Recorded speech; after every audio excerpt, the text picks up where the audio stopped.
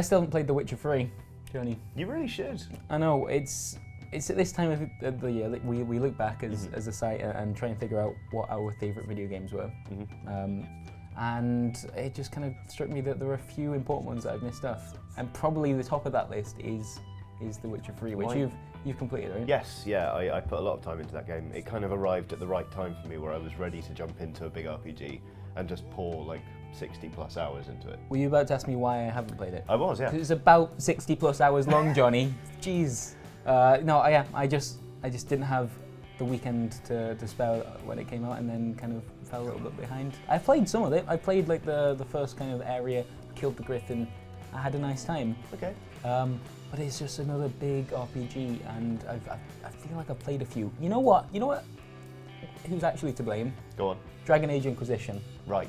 I really hit that hard last year, and it's just kind of given me a little bit of RPG fatigue, I think. I can understand that. You know how they say like everyone's got at least one novel in them? I feel like everyone like has a certain amount of RPGs. Yeah, exactly. and you know, if you exceed that, you just can't. Like I found it very difficult at the start to get into Fallout 4. I really did enjoy my first like 10 hours with that game. Just wasn't having fun. And I realised it's probably because I spent up all my AP on playing The Witcher 3, to be honest. But so what's the percentage likelihood you're actually going to play it? Well, this is the time to do it. We've got a couple of weeks off at Christmas. That's when you try and hit the backlog. And I'm genuinely putting that at the top because I know everyone likes it so much. I'm not that like dubiously excited to play it myself, but I feel like I should because everyone keeps telling me it's really good and I missed out. Yeah, it's weird, that kind of fear of missing out and that zeitgeisty thing, though I agree this is the perfect time to play The Witcher 3 because it's a lovely, vibrant open world. Christmassy game about killing monsters. Exactly, you can just bimble around in it and kill the monsters and, you know, just have sex with a lot of witches. Right, good. I mean, I have played video games this year. You must have a list of shame as well, right? Yes. Everyone has a list of shame. A lot of my list of shame is actually to do with finishing stuff. So I hit a wall with Metal Gear Solid 5. There was a mission where I realised and I thought to myself, I'm not enjoying this, and I turned it off and I was like, I think I'm done. I haven't completed that game either, but that one I really did enjoy.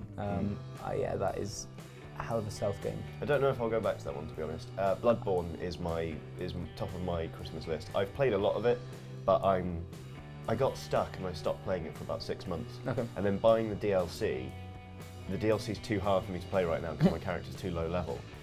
But it made me go back to where I was, and I one-shotted the boss, and now I've got momentum again. Sure. So I'm going to capitalise on that momentum and keep that going. But Invisible Ink is one I haven't touched at all this year. Probably my favourite video game of the year, I think. Wow.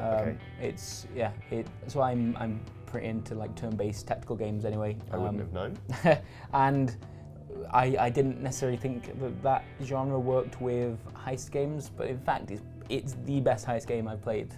Because of that sense of like when you get greedy in Invisible Ink. It's very easy to complete a mission, but because there are a limited number of missions and you need to get as much out of each one as possible, you really, it's hard to just walk away without getting every single bit of loot and everything from a level. You did a video feature on this, didn't you? Yeah. These games know you're greedy. Yeah. Like that. We'll put a link in there. And it's incredible for that, and it is very much worth playing. But that one has continued to progress since I completed it. Right. Like they've changed how a bunch of the characters work, given kind of alternate abilities that you can play with, which feels really fresh. And then they released an expansion last month called Contingency Plan. Okay. So crap, that's also on my list. Oh no! I'm so sorry, I'm just adding to your list. Yeah. So I'm probably going to try and tackle Invisible Ink this weekend, but nonetheless I can just feel my pile of shame getting taller. Yeah, I think part of the problem, and it's not necessarily a bad one, is that 2015's been a pretty decent year for games, and more than that, a pretty decent year for long games that take a while to work through. Yeah, definitely. So yeah, I don't know how much we can really complain about that, but everyone has a list at this time of year. It's December, we won't be the only ones, so I imagine people in the comments will also. Absolutely. If Invisible Ink's on that list, you need to join Johnny and play it this weekend. You can totally do it in a weekend.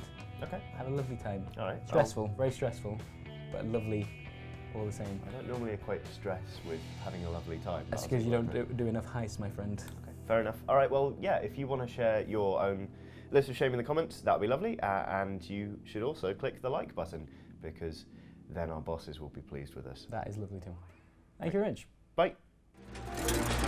The Swindle is all about clambering and sliding, jumping and then falling. It's a game in which you batter tiny mechanical security guards with a truncheon. It's grimy and it's steampunk, and it's very, very British.